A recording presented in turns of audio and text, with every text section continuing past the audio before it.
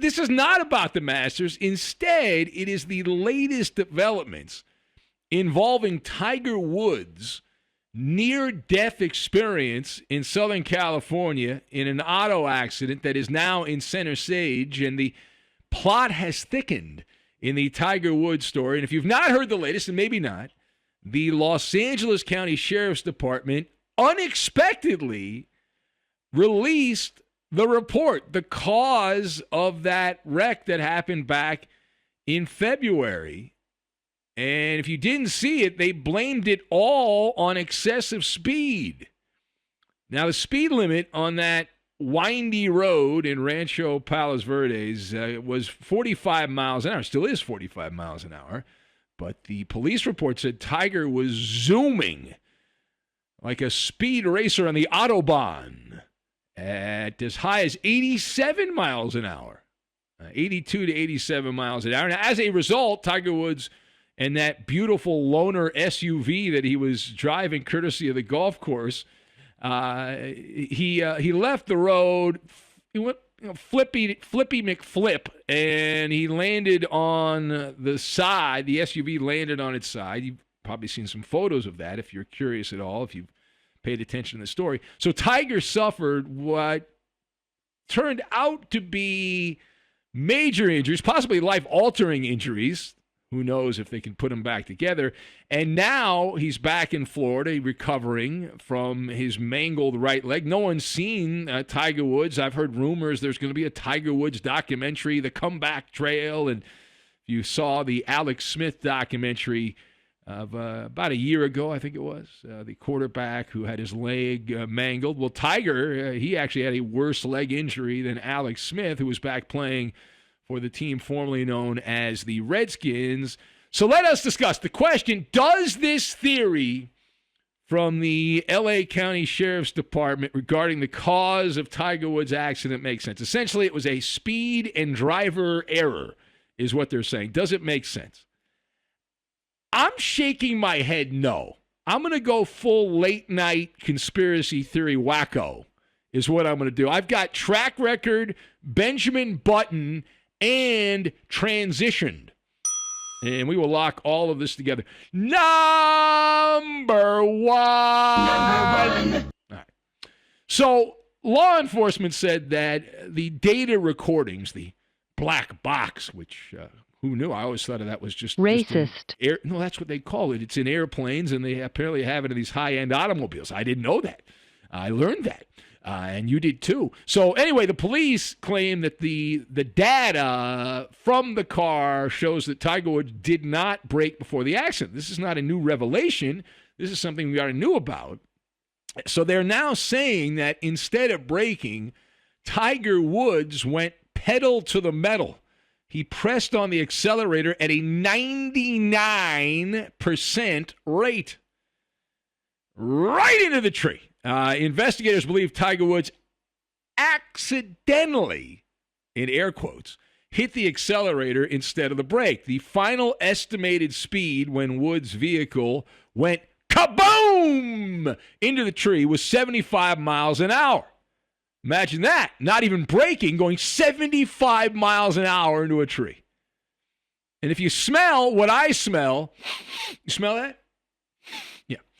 That's horse crap. That's what I smell. Tiger Woods, we're getting a version of the story. We're not getting the whole story here.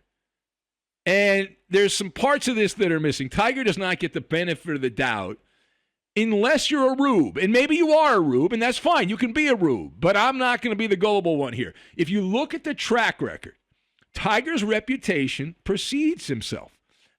Woods has a history of DUIs. At least twice he has had issues while driving after taking prescription drugs. In 2009, the most famous of them all, right? It's like the scene from Pirates of the Caribbean there at Disneyland, right? The wife chasing him there. He runs to the car. He gets away there. Domestic dispute. Gets into a car accident.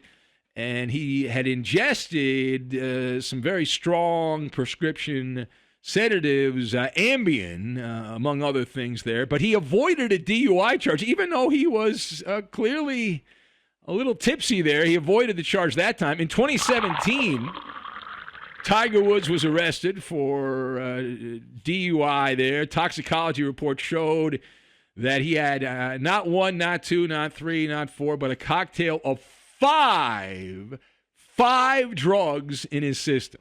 It's a mix of mostly painkillers and anxiety drugs in 2017. So that track record leading into this accident, I'm not buying what I'm hearing. I'm not. Now, the second thing here, keep in mind that a week ago, we talked about this subject. We broached it. The reason we talked about it is we were told by the L.A. County Sheriff's Department, their spokeshack, that, listen, we can't tell you what the cause is. We determined the cause of Tiger Woods' accident, but we're not going to let you know, even though we've determined it. They said because of privacy issues, right? The detectives could not release the details because very private matter. So let me ask you this. Riddle me this, okay? In what world is speeding a privacy issue? How is that damaging Tiger Woods' privacy? The fact that the Sheriff's Department had to check with Tiger Woods' legal team raises suspicions that there's something being left out, a lie by omission. And why would you need permission to talk about how fast someone's going? That is a common occurrence. In fact, most of us, I'm raising my hand, have gone over the speed limit. It's a common occurrence.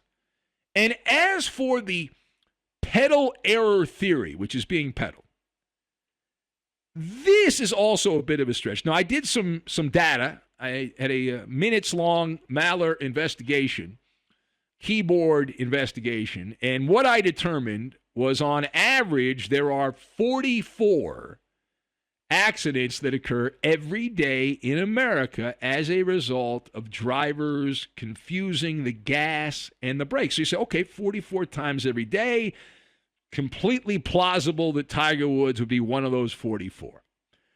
Well, the problem is when you continue to look at the data, because most often pedal error accidents, which occur 44 times a day on average, it usually happens when drivers are going slow, right? Very slow speeds, usually while driving in stop-and-go traffic, right? Rush hour traffic, or driving through a parking lot.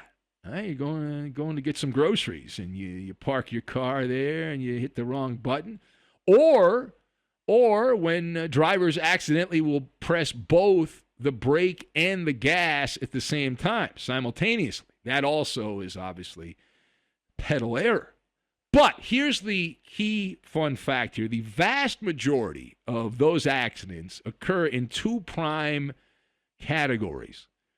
Teen drivers, right? You just got your driver's permit. You're under the age of 20, your first few years driving, and you are more prone to get into an accident. The older drivers, over the age of 65, and often much older than that.